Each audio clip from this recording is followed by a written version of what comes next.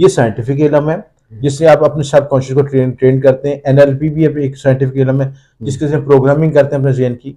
अब साइंस को, रिसर्च को सीखे तो सही, पढ़े तो सही, आप लकीर के फकीर की तरह वो पे ना बैठे, आगे आगे बढ़े। दुनिया एडवांस है, कहाँ से कहाँ। देखें इसमें स्विच वर्ड है कि 2190, ठीक है, ये कोड है। ये कोड बेसिकली क्या रिप्रेजेंट करता है कि इसमें जो 2 नंबर है वो कमर को रिप्रेजेंट करता है, 1 नंबर जो सन को रिप्रेजेंट करता है, 9 नंबर जो है वो मार्स को रिप्रेजेंट करता है। तीनों की एनर्जी को मर्ज किया है। ये नंबर ट्रिगर करता है किसी गोल को अचीव करने के लिए, किसी मसले पे काबू पाने के लिए, किसी ख्वाहिश को पूरा करने के लिए। ख्वाहिश अल्लाह ताला ने पूरी करनी है, लेकिन आपको सब कॉन्शियस यूनिवर्स के साथ कनेक्ट करके वो चीज को अपडेट कर रहा है और उस चीज को मकासद को पूरा करने के लिए नंबर आपको हेल्प आउट करेगा। अस्सलाम वालेकुम नाज़रीन, मैं हूं नदीम और आप देख रहे हैं नदीम लतीफ़ ऑफिशियल। आज हमारे साथ मौजूद हैं एम ए शामी साहब। आप एस्ट्रोलॉजर हैं, न्यूमरोलॉजिस्ट हैं, और इसके अलावा अगर रूहानी अमलियात की बात की जाए तो उस पर भी आपकी काफ़ी दस्तरस्त है। तो आज का टॉपिक जो है बहुत ज़बरदस्त यूनिक है और इसको मिस नहीं करना है, एंड तक आपने वीडियो ज़रूर देखनी है। टॉपिक का आगाज़ करते हैं। अस्सलाम वालेकुम जी। वालेकुम सलाम। क्या हाल है शामी साहब? अल्लाह का शुक्र, आप खैरियत से? जी अल्लाह का शुक्र। आपने बड़ी ज़बरदस्त सर्च एक निकाल दी जी, स्विच वर्ड। तो आपने मेरे बेटे फलक शेख के ऊपर भी इसके बारे में बनाई थी वीडियो, उसकी काफ़ी लोगों को गुजराई हुई है और उसका फीडबैक में लोग अब तो बड़े पूछना शुरू हो गए हैं। तो मैंने कहा चले मैं भी आपके साथ इस पर मज़ीद नॉलेज लेते हैं आपसे। तो ये मुझे बताइए कि ये स्विच वर्ड होता क्या है? देखिए, अगर आप उसके नाम पे गौर करें ना, स्विच का मतलब इस चीज़ को ऑन या ऑफ करना से करना। असल में हम अपने माइंड के सब कॉन्शियस को कंट्रोल कर रहे होते हैं। हमारा सब कॉन्शियस जो है ना यूनिवर्स के साथ कनेक्ट है, ठीक है। एक हमारा लाशऊर है, ठीक है, और एक हमारा जो है एक शऊर होता है, एक लाशऊर होता है। लाशऊर जो है वो कनेक्ट होता है यूनिवर्स के साथ, ठीक है, और यूनिवर्स के वो हमारी वाइब्रेशन के साथ कनेक्टेड होता है, ठीक है। हमारे ज़हन में जो तख़य्युलात चल रहे होते हैं, जो ख्यालात चल रहे होते हैं, जिनको हम ज़ाहिर भी नहीं कर रहे होते, ठीक है, तो यूनिवर्स के साथ उसके साथ एक इंटरेक्शन होता है। हाँ, मतलब हमारी बात जो है वो अल्लाह के साथ चलती है, या जैसे ख्वाब देखते हैं। हाँ जी, आपके देखिए बहुत सी आपकी ख्वाहिशात होती हैं जो कि आपके दिल के अंदर होती हैं, ठीक है, आप बोल नहीं सकते, इज़हार नहीं करते, लेकिन उन ख्वाहिशात की फ्रिक्वेंसी, उन ख्वाहिशात की वाइब्रेशन, वो अल्लाह ताला के साथ कनेक्शन हो रहा होता है। अच्छा, जब वो कनेक्शन बहुत सॉलिड हो जाता है, ठीक है, तो आप मतवज्जा हो जाते हैं, खुदा की ज़ात आपकी तो मतवज्जा होती है कि यार बहुत शिद्दत इसमें आ गई है, ये क्या चाहता है, तो फिर कबूलियत की तरफ जाना शुरू हो जाती है। वो कनेक्शन सब कॉन्शियस से हो रहा होता है। अब उसको ट्रिगर करने के लिए हमारे पास कुछ हरूफ होते हैं, अल्फाज होते हैं, नंबर्स होते हैं, उनको यूज करके हम उस चीज के साथ कनेक्ट कर लेते हैं, ठीक है। ये साइंटिफिक रिसर्च है, ठीक है, और साइंटिफिक रिसर्च का मतलब ये होता है कि उस चीज को बहुत ज़्यादा प्रैक्टिस किया गया, उसके बाद उसको रिजल्ट बनाया गया, और उसके लिए इन हरूफ को इस्तेमाल करने के लिए सबसे इंपॉर्टेंट चीज़ है कि आपकी डेडिकेशन होनी चाहिए, प्योरिटी होनी चाहिए, ठीक है, कि आप इस चीज़ को मजाक के तौर पर ना लें। सही, ठीक है। अगर आप दुआ में हंसेंगे ये, या आप ये करेंगे की हो जाना है, मतलब ठीक है, आपकी टेंशन नहीं, यानी आप मजाक उसको ले रहे हैं, हल्का ले रहे हैं, तो वो फिर आगे से भी मजाक ही होगा ना फिर आपके साथ, ठीक है ना, ठीक है, रिजल्ट भी मजाक ही होगा। जिस चीज में आपको जज्बा नहीं है, जिस चीज में आपको शिद्दत नहीं है, जिस चीज में आपको शिद्दत ख्वाहिश नहीं है, ठीक है, वो फिर आपके लिए बेमानी चीज हो जाती है। देखना हमारे जैसे अकायद हैं रिलीजन में, जैसे 5 नंबर है दीन इस्लाम है, उसमें नमाज है, उसका भी देखना एक टाइम शेड्यूल है, फिर उसके लिए भी नंबर्स हैं कि आपने फजर में 4 पढ़नी है। नमाज के साथ तो ये है ना कि वो तो आपका डायरेक्ट कनेक्शन है, ठीक है। अच्छा, एक नमाज, नमाजों की बात आपने की, तो एक नमाज होती है कि वो हम रूटीन में पढ़ रहे होते हैं, ठीक है, कि हमने सजदा भी कर लिया, आयतें भी पढ़ ली, सारा कुछ कर लिया, ऐसी चीजें एक सिस्टमेटिक चल रहा है जिस तरह, उसमें हमारी इंटेंसिटी नहीं होती, शिद्दत नहीं होती, ठीक है। कि नमाज पढ़ने का असूल ये है कि जब नमाज पढ़ने लगे तो ये तसव्वुर करें कि अल्लाह ताला आपको देख रहा है, ठीक है, वो आपको देख रहा है, आप उसको देख रहे हैं, और आपकी जब किसी कुछ चीज को देख रहे होते हैं, अपनी पसंदीदा शख्स को देख रहे हैं, या जिससे हमने कुछ अपने, जैसे आप बॉस है, किसी कंपनी का बॉस है, आप कितने टिच टैच हो के पूरा उसके सामने कोई कोशिश करें, अपडेट को गलती ना हो, गुंजाइश ना हो, ठीक है, और वो दुनिया का बॉस है आपका, जिसने जॉब को कंट्रोल करना, जिसने यूनिवर्स को कंट्रोल करना है, उसको इतना ईजी ले रहे होते हो, ठीक है। आप खारिज भी कर रहे हो, ये भी कर रहे हो, ख्यालात भी चल रहे हैं, हमारे दिल में ये ना कि वो 70 माह से ज्यादा हम माँ भी लगा भी देती है ना, जब लगाती फिर उसको बर्दाश्त भी तो करे ना, ठीक है ना। माँ, अम्मी बताएं, माँ की ट्रेनिंग में मारपीट भी शामिल होती है। हमारी माँ तो बड़ी फैंटी भी लगा देती थी, ठीक है, मारे खाई हुई है, तो वो ये माँ का प्यार है, वो माँ की शिद्दत जो जज्बा है वो अगर नहीं होगा तो आपकी ग्रोमिंग नहीं हो सकेगी सिस्टर। ठीक। तो माँ कहने का मतलब ये है कि जब किसी चीज़ को आप इंटेंसिटी को लेते हैं सिलसिला ज़िंदगी के साथ तो उसको शामिल करना ज़ाहिर चाहिए। है हमारे उस वक्त भी नमाज के दौरान भी इधर उधर के ख्यालात आ रहे होते हाँ हैं। जी, ख्यालात में यकसुई होनी चाहिए, आपकी जो इंटेंसिटी है, जो वाइब्रेशन में शिद्दत हो, ठीक है, फिर आपका मकसद पूरा होता है सिलसिले में, ठीक है। तो इसी तरह ये जो स्विच वर्ड्स हैं, बाद लोग मुझे यहाँ पे कमेंट भी करेंगे कि मैं कोई गैर शरई बात बताने लगा हूँ, ये भी मैं बात क्लियर कर दूँ कि आपने वज़ाइफ अदा करने के बाद, नमाज अदा करने के बाद इसको भी साइंटिफिक रूल को इस्तेमाल करना है। मैं हर किसी आपको ये नहीं कह रहा कि नमाज ना पढ़ें या वजीफा ना पढ़ें। कुछ लोगों ने मुझे कमेंट्स किए कि आप अल्लाह ताला से गैर शरई बातें बता रहे लोगों को, ये हर की गैर शरई चीज़ नहीं है, ये साइंटिफिक इलम है जिससे आप अपने सब कॉन्शियस को ट्रेन करते हैं। एनएलपी भी एक साइंटिफिक इलम है जिसके से प्रोग्रामिंग करते हैं अपने ज़हन की। अब साइंस को, रिसर्च को सीखें तो सही, पढ़े तो सही। आप लकीर के फकीर की तरह वो पे ना बैठे, आगे आगे बढ़े। दुनिया एडवांस है, कहाँ से कहाँ अपने लेके चल रही है। बात करने का था मकसद सिर्फ यही था, जैसे मैंने नमाज का जिक्र किया कि न्यूमरोलॉजी, जैसे कई लोग इसको कहते हैं मजाक ठट्ठा या शिर्क का, ये बताना कि हर चीज़ एक नंबर के साथ ही चल हाँ रही जी, है। जैसे कुरान पाक उसमें 30 जी पारे जी हैं, जी, फिर उनकी आयात है, मक्की है, मदनी है, उनकी एक तरतीब है ना, ऐसे ही है, ऐसे ही उनके नंबर्स ऐसे भी ही हैं। ठीक है। इसी तरह मेरा कहने का मकसद है कि यकसुई अगर होगी ना बिल्कुल जिस चीज़ में भी, ये भी एक इलम है, जी अगर इसको जी आप उस तरह देखेंगे जी तो इससे भी आप बेनिफिट जी उठा जी सकते जी।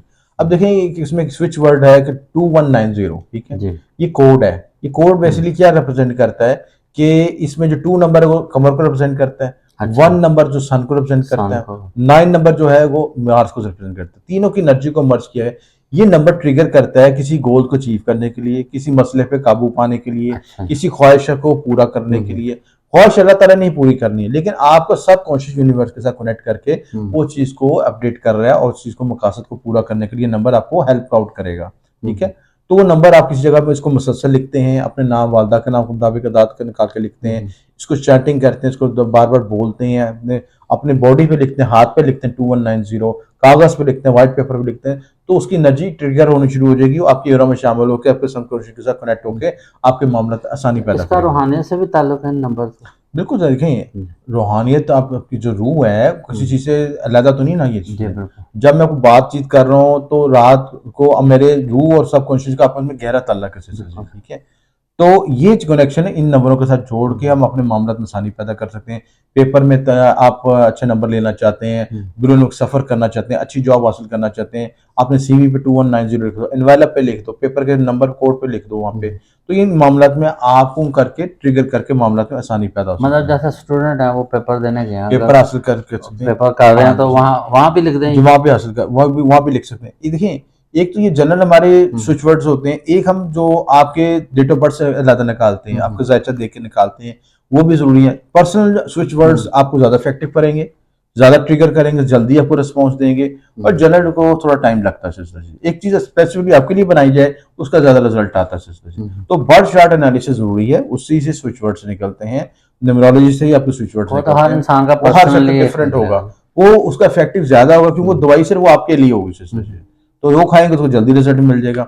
ओवरऑल सबके लिए यही बताया मैं जाए। आपका कहने का मकसद है, जैसे 2 आपने बताया कमर का, चांद का, और 1 जो है वो सन का, इनकी एनर्जी, फिर मार्स, हाँ जी, इनकी एनर्जी इंसान के ऊपर असर करेगी। देखें इसको फार्मूला ये, सबसे पहले आपने किसी चीज को हासिल करना है तो आपको ज़हन में ख्याल आता है, ठीक, तखय्युल किसी आता चीज है, का सोच। इमेजिनेशन करते हैं। तो इमेजिनेशन के लिए क्या है, मून है आपका। हम्म।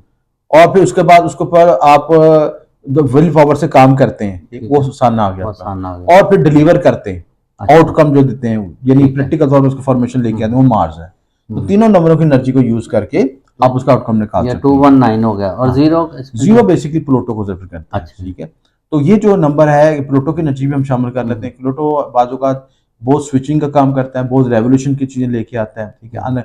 वो भी जिंदगी में तमीरी तकरीबी बड़े हाई लेवल की चीजें लेके आता है। तो दोनों सब की सारी एनर्जी, जीरो का नंबर आमतौर में न्यूमरोलॉजी में काउंट नहीं किया जाता, तो ये जीरो सपोर्टिंग है। यहाँ पे मेन नंबर आपका 219 है, उसको हम यूज करते हैं। अच्छा, ये जो हमारे ब्रूज हैं, इनका भी कोई इस तरह स्विच वर्ड बन सकते हैं? इनके जैसे भी एरीज है तो हाँ उसका जी, उनके भी स्विच वर्ड्स वो होते जरा हैं। काइंडली हमें बता सकते हैं? वो अभी वो एक अलग टॉपिक है, अच्छा, वो अलग वो अलग topic। टॉपिक है, वो फिर बड़ी तफसील में चला जाएगा। अच्छा। इस वीडियो को हम लिहाज से जो ना हम्म। अगला ये एक स्विच वर्ड ये है, आप ये जो कुछ लोग काम करते हैं, कारोबार करते हैं, लेकिन उनको कारोबार में कुछ ऐसा चलता है फिर आगे ग्रो नहीं करता, एकदम मतलब फ्लॉप बैठ होना शुरू जाता होता है या है, बैठ कुछ देर चला फिर बैठ गया, फिर चला गया, स्विचिंग हो रही है। तो उनके लिए जो वर्ड होता है कॉन्फ्लेक्सा, ठीक है, ये स्विच वर्ड्स है कौन जी CONVALEXA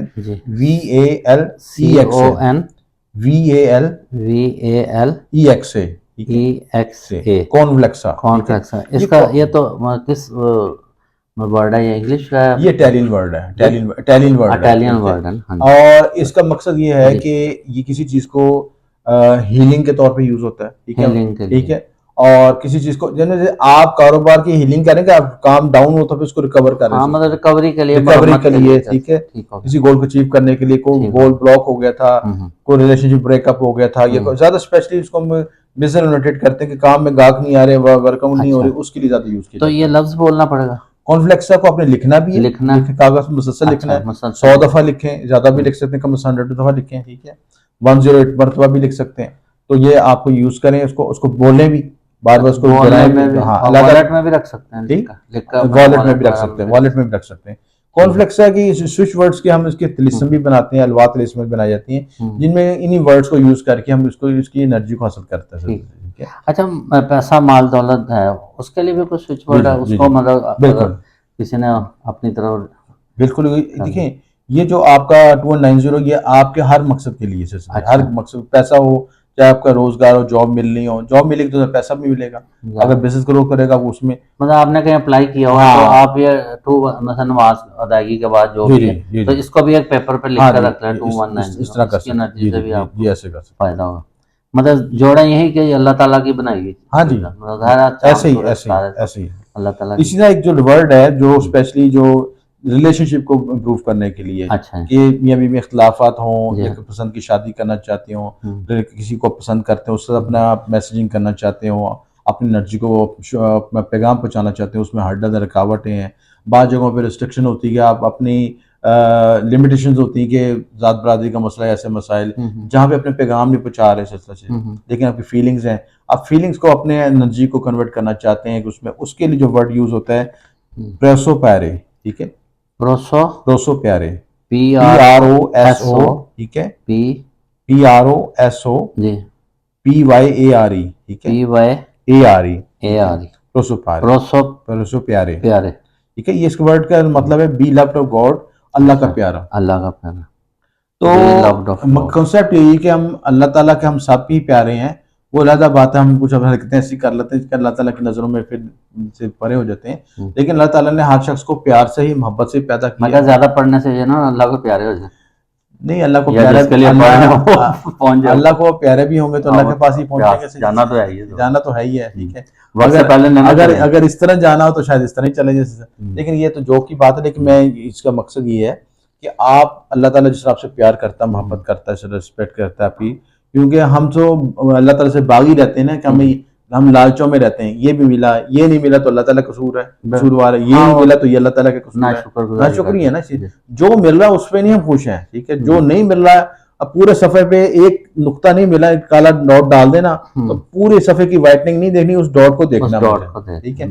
उस देखिए सबसे बड़ी बात, आपके हाथ पर सलामत है, आप जनरल बात कर रहा हूँ, किसी ने आपका हाथ पा के मजदूरी को काउंटर करके देखा, अगर हम पलक ही ना जो पा सकें तो इससे कुछ भी। मैं उस दिन देख रहा था कि एक बंदा, मैंने यूट्यूब पे एक वीडियो देखी छोटी सी, कि एक बंदा जो है 40 साल से एक शीशे के कैबिन में मौजूद है, यानी उस सिलेंडर में मौजूद है और लेटा हुआ है, और वो उसके बाद अगर वो उससे बाहर ना निकल सकता है, ना सांस ले, वो बाहर निकलेगा तो मर जाएगा सिस्टम, और उसी में खाता है, उसी में सारी उसकी जिंदगी सारी चीजें। तो उसमें हम कितने नाशुक्री है इस चीज की, कैसे कैसे लोग कैसे कैसे मामला से दुनिया जिंदगी गुजर रही है। तो जो अल्लाह ताला ने दिया है, जो यूनिवर्स सबसे बड़ा नाशुक्र वो है जिसको अल्लाह ताला ने जो दिया उस पर नाखुश हो, जो मिल रहा है उसको कबूल करें, चुप करके कबूल करें, आगे पीछे ना हो। अच्छा, प्रोसो प्यारे जो है ये है हमारे जो लव के मामला, जिनमें रिलेशनशिप को, अपने बिल्डिंग को, अपने पैगाम मोहब्बत को पैगाम को पहुँचाना, अपने रिलेशनशिप को बिल्डअप करना, रिलेशनशिप की रिकवरी करना, बाहमी इख्तिलाफात को दूर करना, नफरतों को दूर करना, इन सब के लिए जो है ना ये चीज, हाँ ये सारे मामले यूज करेगा। चलिए नाज़रीन, इसका आपने हमें देखा ज़बरदस्त रिसर्च है। नाज़रीन, इसका फीडबैक ज़रूर देना, आपको जो जो प्रॉब्लम है उसका सोल्यूशन देखेंगे। अगर इस तरह आपका होता है तो ज़रूर बताइएगा, और अगर कमेंट सेक्शन में कोई सवाल करेंगे तो उसका हम आपको जवाब भी ज़रूर देंगे। इसके साथ ही प्रोग्राम का अख्ताम करते हैं। पाकिस्तान जिंदाबाद।